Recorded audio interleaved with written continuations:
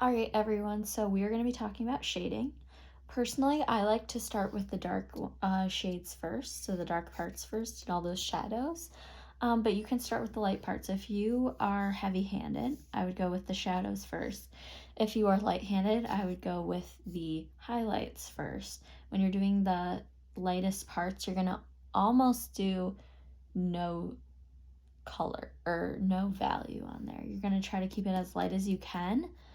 You might want to add some, like you're still going to put some midtones in there, but you're going to try to maintain that as light as you can and then build up from there.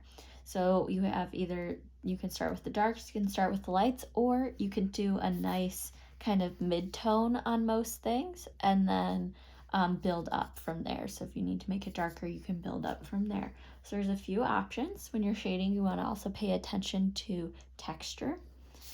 So if we look at this here, I started off with my shadows, and I personally like to move around my drawing when I'm building up shadows. So I might not finish this part and move on to this. That's okay.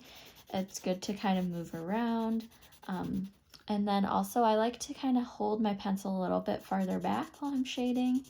If you really need to get it darker, you can definitely do that by holding it closer. But holding it farther back gives you a nice motion. I like to make mine as blended as possible, so I just do back and forth motions to get a nice even tone. But you can do whatever blending technique you want. Another thing you can do is for these shadows, you want to pay attention to these shadows, these cast shadows. So if you want, you can always zone out, make little zones of where that shadow should be, and then color in between the lines that you made.